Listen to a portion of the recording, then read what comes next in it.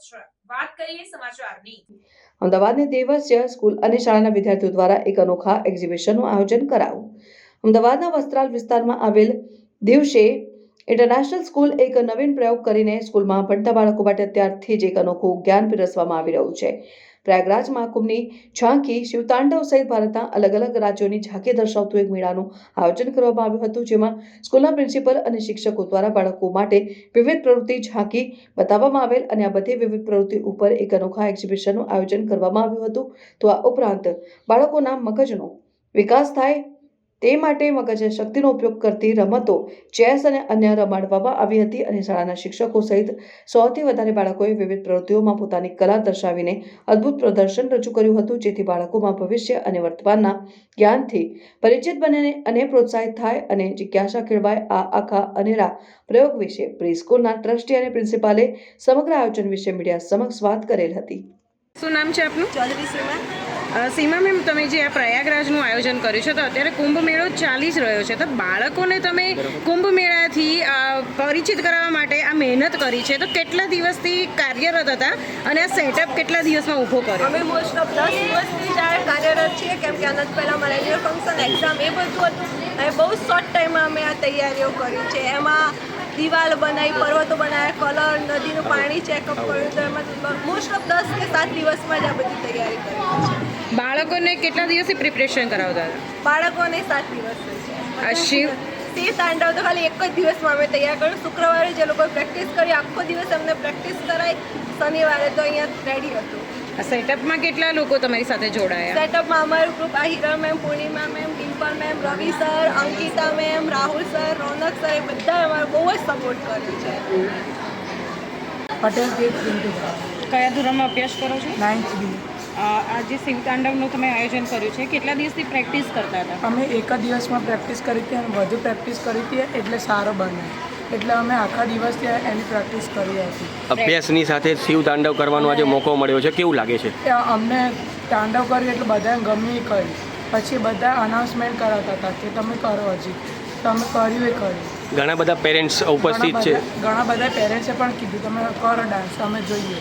પછી એ લોકોએ વિડીયો પણ બહુ મદદ કરી, એટલે 3-4 મેમ હતા, એમને મદદ કરી હતી। આખા દિવસની પ્રેક્ટિસ કરી હતી અમે, પછી અમે ડાન્સ કરાવ્યા, પછી અમે ડાન્સના આધારે અમે બધું કર્યું। કેટલા દિવસ પ્રેક્ટિસ કરી? 1 ડે। તો અભ્યાસને અસર ના થઈ? ના, એ દિવસે અમે સવારે અમારું મીડિયમ હતું સવારે, અને બપોરે અમે ડાન્સ કર્યો। મારું નામ ગોગનભાઈ સગર છે। હું દેવસ્ય ઇન્ટરનેશનલ પબ્લિક સ્કૂલમાં મેનેજિંગ ટ્રસ્ટી તરીકેની ફરજ બજાવું છું।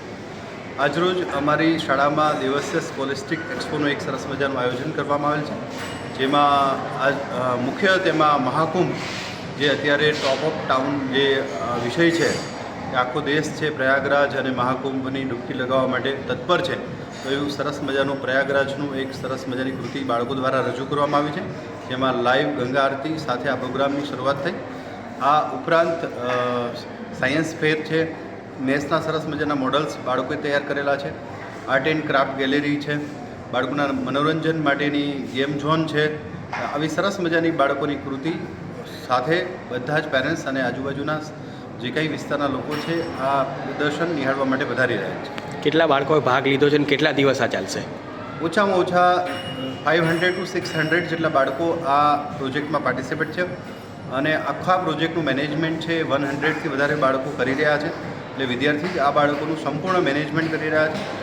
મુખ્ય આ પ્રદર્શનનો હેતુ બાળકોની ક્રિએટિવિટી ડેવલપ થાય, આ ઉપરાંત બાળકોને જુદા જુદા વિષય ઉપરનું સરસ મજાનું નોલેજ મળે, અને બાળકોની પ્રેઝન્ટેશન સ્કિલ ડેવલપ થાય, અને બાળકોની મેનેજમેન્ટ સ્કિલ ડેવલપ થાય, ટીમ વર્ક ડેવલપ થાય, આ બધા હેતુ છે।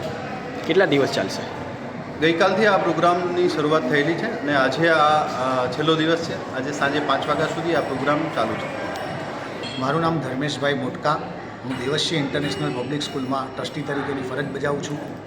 અમારી સ્કૂલમાં તારીખ 15 અને 16 ફેબ્રુઆરી દરમિયાન સ્કોલેસ્ટિક એક્સપોનું આયોજન કરવામાં આવ્યું છે, અને આ ખૂબ એક ભવ્ય આયોજન છે, જેમાં અનેક પ્રોજેક્ટ બાળકો દ્વારા જ તૈયાર કરવામાં આવ્યા છે, અને એનું સંપૂર્ણ માર્ગદર્શન શિક્ષકો દ્વારા આપવામાં આવેલ છે, જેવા કે રોબોટિક લેબ છે, maths room, science room, court room, commerce room, આવા અનેક પ્રોજેક્ટો બાળકોએ જાતે તૈયાર કરેલા છે. કોઈ રેડીમેડ પ્રોજેક્ટ છે એ બજારમાંથી લાવીને ઊભા કરવામાં નથી આવેલા.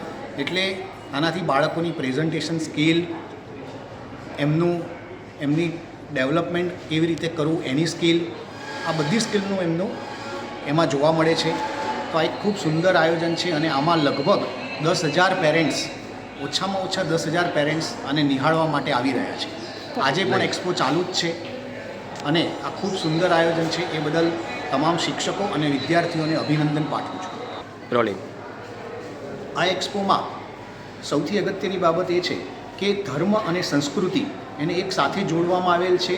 બાળકો છે એ ધર્મ સાથે જોડાય એટલે એક પ્રયાગરાજની થીમ ઉપર આધારિત એક આખી કૃતિ તૈયાર કરવામાં આવી છે અને આપણી જુદા જુદા દેશની તમામ સંસ્કૃતિ જાણે એટલે એક એવો પણ સંસ્કૃતિ રૂમ તૈયાર કરવામાં આવ્યો છે કે જેમાં ભારતના જુદા જુદા રાજ્યોની સંસ્કૃતિ, એનો પહેરવેશ, એનો ખોરાક, એમની લાઈફસ્ટાઈલ કેવી છે એ પણ બતાવવામાં આવ્યું છે. અને આ સમગ્ર એક્સપોનું ઉદ્ઘાટન અહીંના વસ્ત્રાલના ધારાસભ્ય શ્રી બાબુસિંહ જાદવ અને બંને જિલ્લા શિક્ષણ અધિકારી દ્વારા કરવામાં આવ્યું છે. એ પણ ઉદ્ઘાટનમાં હાજર રહી અને વિદ્યાર્થીઓના ઉત્સાહમાં વધારો કરવા માટે એ આ એક્સપોમાં પધારેલા હતા, જે અમારા માટે ગૌરવની લાગણી અનુભવી છે.